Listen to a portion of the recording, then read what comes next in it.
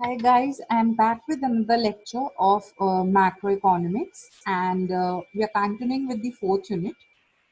So before we start, just a brief introduction. So I'm Sandhya Rao, working as an assistant professor at St. Andrews Institute of Technology and Management, and we'll be talking about the monetary policy and the money supply and the different kinds of policies that we have. So let's get started. Okay, so in the last lecture, I talked about the different kinds of instruments that we have. You know, we have qualitative instruments, we have quantitative instruments. In quantitative, we had CRR, SLR, OMO, and bank rate. And in qualitative, we had marginal requirement and moral suasion and selective credit control facility. Okay, so with all these instruments, I have told you that the government or the RBI tries to control the money supply. Okay, so in that, I also talked about, you know, the government will either follow a expansionary policy or a contractionary policy. So what exactly are these expansionary and contractionary policy? We'll get to know about now. Okay, so any money related policy consists of the process of drafting, announcing and implementing the plan of action taken by the central bank. Okay, so central bank क्या करते हैं when they try to frame a policy or when they announce it and when they implement it which is relating to money, then that is known as monetary policy. Okay, so monetary policy deals with the management of money supply, the interest rates to control the inflation, consumption, growth, and liquidity.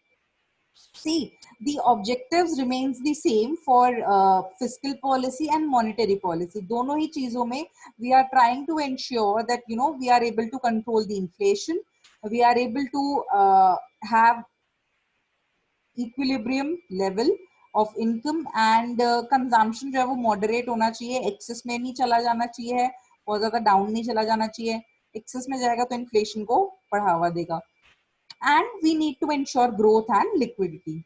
तो fiscal policy में भी यही हमारे measures थे, objectives थे और यहाँ पे भी यही हमारे objectives हैं. तो इन्हीं सब से related जब हम चीजों जिस तरीके से करते हैं वो different होता है fiscal and monetary policies में. ठीक है? In fiscal policy, we were using the tools of tax and public spending. And here we are trying to use the quantitative and qualitative tools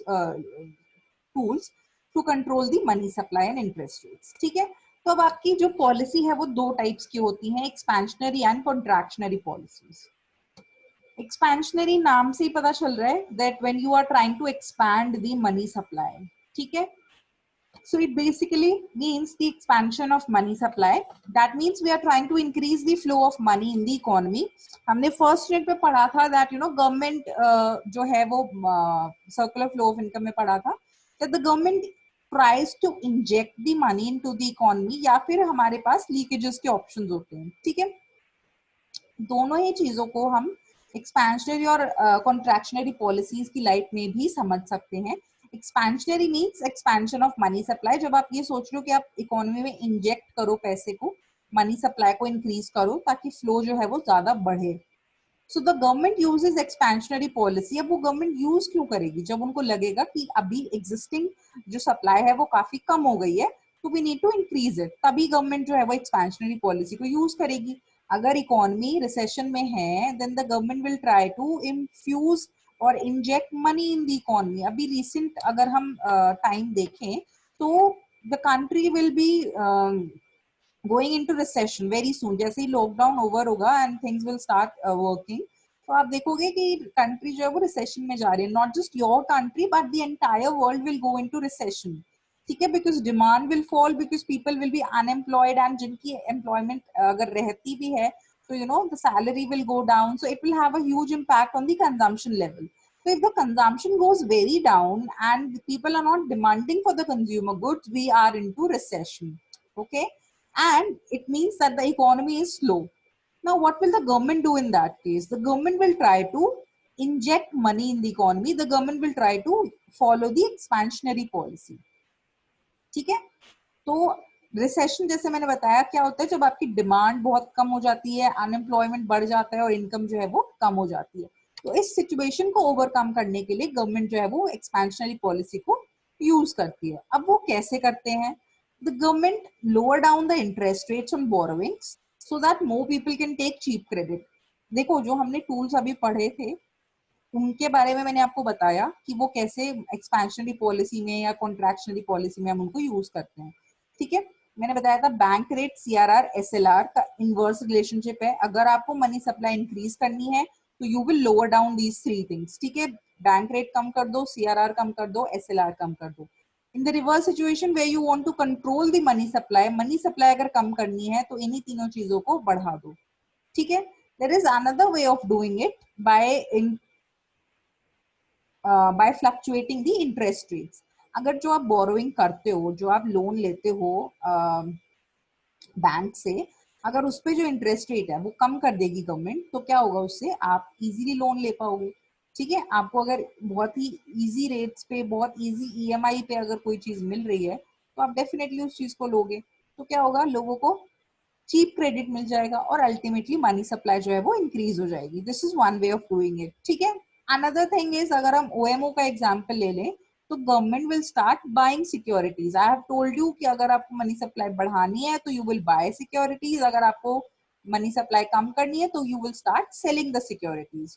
तो दूसरा ऑप्शन ये है that you buy securities from the market. RBI क्या करेगी, market में से securities को purchase करेगी। ठीक है, another policy that we have is contractionary policy. Now the goal of contractionary policy is to take away the excess money या money supply को कम करना है। क्यों कम करना है? Because maybe the country is into inflation। अगर बहुत ज्यादा inflation बढ़ गया है and people are having excess of money supply, people are having access of purchasing power, जब बहुत ज्यादा purchasing power बढ़ जाएगी तो you will start demanding more, but beyond a certain level we cannot increase the supply. Supply is limited but demand is unlimited, so in that case inflation is there. So to control that situation, the government will take away the excess money। आपसे excess पैसा वो वापस ले लेंगे। कैसे? They will increase the rates at which you take loan from the banks। आप जिस rate पे लोन लेते हो बैंक से, उस रेट को अगर गवर्नमेंट बढ़ा देगी तो अल्टीमेटली आप डिस्करेज हो जाओगे लोन लेने के लिए, तो the credit will become very expensive. ठीक है, so we'll raise the interest rate। Second thing is the government will sell securities in the open market। So जैसे आपकी government, if you could see this diagram, these are household, this is the government on the right side। So the people who are on the left, they will buy the securities and RBI क्या करेगा, वो sell करेंगे। So when the RBI is selling securities, people will give money to them, money to the government। तो लोगों का पैसा जो है वो आरबीआई के पास आ गया, गवर्नमेंट के पास आ गया है, तो गवर्नमेंट सक्सेसफुल हो गई है अपना पैसा वापस लेने के लिए। ठीक है, so this is how they can do it. Another thing is they will increase the reserve requirements. जो आपकी सीआरआर है, एसएलआर है, इनको बढ़ा देंगे, बैंक रेट्स बढ़ा देंगे, ताकि आपके पास, बैंक के पास जो कैश अवेलेबल हो लेंड करने के लिए, वो ऑटोमेटिकली कम हो जाए। तो again this will help them to control the money supply। So these are two kind of policies that we have, and we implement these policies using the instruments of monetary policy। तो मैंने instruments आपको बता दिया था कल। Now this is about how they do it। ठीक है, कि वो कैसे इनको policies को करते हैं। अब what are the reasons behind expansionary policy? ये हमें करनी क्यों पड़ती है? तो देखो, मैंने आपको बताया कि इसका मेजर रीजन यही है that country is into recession. अगर रिसेशन है तो गवर्नमेंट को एक्सपेंशनरी पॉलिसी लेनी ही पड़ेगी। ठीक है, so what are the characteristics of recession? It has low demand, low income and high rate of unemployment. So these are the three very major characteristics of recession. ठीक है, जो कि prevalent है। अभी आप इसको प्रेजेंट सिनेरियो से relate कर सकते हो। लोग डिमांड नहीं कर रहे हैं, आप जो है बाहर नहीं जा रहे हो, बाहर रेस्टोरेंट्स नहीं जा रहे हो, खुल नहीं रहे हैं, मॉल्स बंद है, सब बंद है। अगर मे बी जस्ट एक बहुत ही हाइपोथेटिकल सिचुएशन ले लेते हैं, अगर ये चीजें खुली भी होती फॉर एग्जाम्पल, तो क्या आप बाहर जाते? नहीं जाते। You would still not demand for these things. Why? Because आपको डर है कि शायद आपको कोरोना ना हो जाए, कोविड-19 ना हो जाए। तो because of that fear you have stop demanding these products. ठीक है, ऑल्दो अभी online facilities available for the, Zomato and Swiggy, ये सब चल रहे हैं, बट स्टिल बहुत कम डिमांड कर रहे हैं लोग उनकी, जिनके घर में शायद खाने की फैसिलिटी नहीं है, जो खुद नहीं बना पा रहे हैं, वही लोग शायद इसको कर रहे हैं use. So demand is very low. Okay, so due to less demand, people stop demanding for the due to less income, people stop demanding for the goods and services. ठीक है, लो डिमांड होती है तो ऑटोमेटिकली वो recession को represent करता है. ठीक है, next reason is next characteristic is low income. See you have understood this by now कि लोगों की इनकम जो है वो डेफिनेटली कम हो गई है इस टाइम पे, क्योंकि सारी कंपनीज ऑलमोस्ट बंद हो गई थी. अभी तो फिर भी खुलने लग गई हैं, but if I talk about the first week of April, तो क्या हुआ था उसमें, आपकी सारी कंपनीज जो थी except the ones who were into the essential services, all were close down. So people were not earning anything.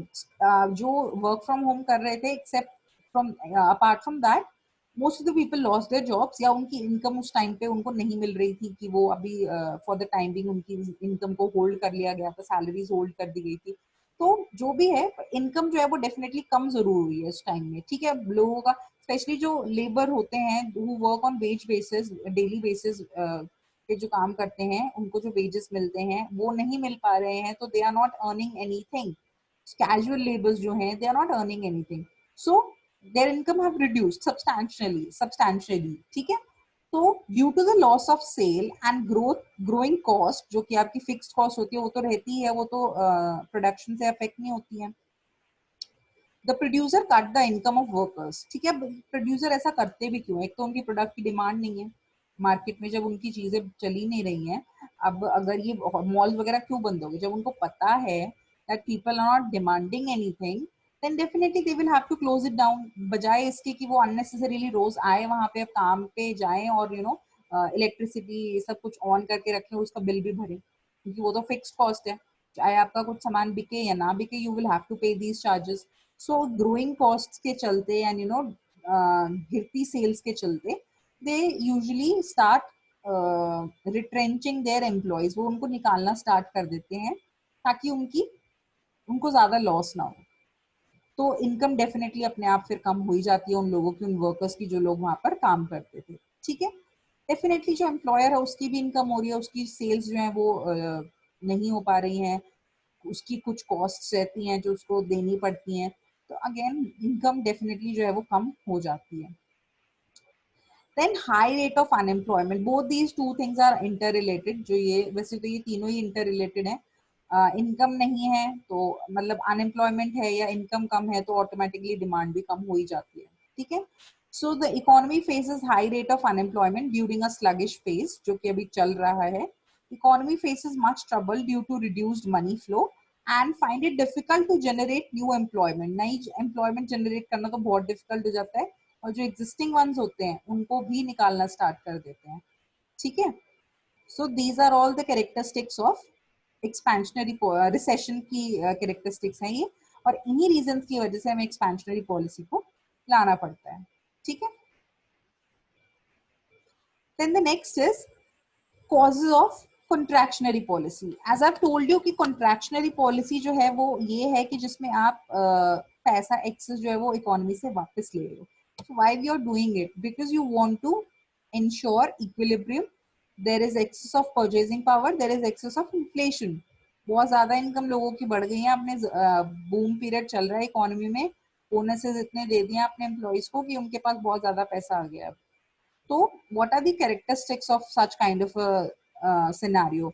One, high demand, rise in consumption. बहुत ज्यादा लोगों की डिमांड बढ़ जाती है, क्योंकि जब आपकी पॉकेट में पैसे होते हैं ना, you start demanding on your own. If you don't have anything with you, आपके पास कोई मनी नहीं है, आपके पास पैसे नहीं है, तो you will not demand anything. Market में ऐसे ही तो कोई आपको चीजें नहीं दे देगा ना, आप ऐसे ही तो नहीं कहोगे कि मुझे खरीदना है वो खरीदना है. I am not talking about जो वेग ऐसे ही बोलते रहते हैं कि मैं ये खरीदूंगा वो खरीदूंगा. डिमांड, एक्चुअल मीनिंग जो होता है डिमांड का वो यही होता है, when you have the willingness and paying capacity to purchase a particular product. ठीक है, कोई भी गुड्स या सर्विसेज अगर आपको लेनी है, तो अगर आप उसकी डिमांड तभी करते हैं जब आपके पास उसको खरीदने की इच्छा है. दूसरा, आपको उसको खरीदने की कैपेसिटी है, यानी कि आपके पास उसकी खरीदने के लिए पैसे हैं. ये दोनों चीजें जब मिलती हैं तब उसको आप डिमांड कहते हो. तो अगर आपके पास पैसे ही नहीं होंगे तो आप डिमांड भी नहीं करोगे. तो हाई डिमांड कब होती है? जब आपके पास पैसे बहुत होते हैं। तो जब डिमांड बहुत ज्यादा बढ़ रही है, कंजम्पशन बहुत ज्यादा बढ़ रही है, तो वो एक इन्फ्लेशन को रिप्रेजेंट कर रहा है, एक बूम पीरियड को रिप्रेजेंट कर रहा है, जिसकी वजह से गवर्नमेंट को फिर कॉन्ट्रैक्शनरी पॉलिसी यूज करनी पड़ती है। The next is raised income. Obviously लोगों की इनकम जो है वो बहुत ज्यादा बढ़ जाती है इस टाइम पे, एंड इसीलिए वो डिमांड भी ज्यादा करते हैं। लोगों की सैलरीज बढ़ जाती हैं, उनको हाइक मिलता है, बोनस मिलता है, एंड मॉनेटरी पर्क्स, बहुत सारी चीजें मिलती हैं, which ultimately adds on to the consumption. इन सब चीजों का एंड रिजल्ट यही आने वाला है कि आप और ज्यादा खर्चा करोगे और ज्यादा कंजम्पशन करोगे। And the next is over employment. एक होता है ना फुल एम्प्लॉयमेंट से ऊपर जब आप ऑपरेट करते हो, then that is over employment. तो economy starts to operate beyond the full employment level, which is an excess of inflationary situation. बहुत ज्यादा इन्फ्लेशन बढ़ने लग जाता है उस टाइम पे। तो ये सारे रीजंस हैं जो कि रिप्रेजेंट करता है इन्फ्लेशन को, एंड इन सब चीजों को कंट्रोल करने के लिए the government will use the contractionary policy. ठीक है, I hope you have understood the lecture well, and in the next lecture we'll be talking about the role of RBI कि वो कैसे करते हैं, and how we actually create money and money multiplier। इन सब चीजों के बारे में पढ़ेंगे हम। So this is it. This is about the contractionary and expansionary policy that we have, and if you have any doubt you can ask me in the next lecture. Thank you.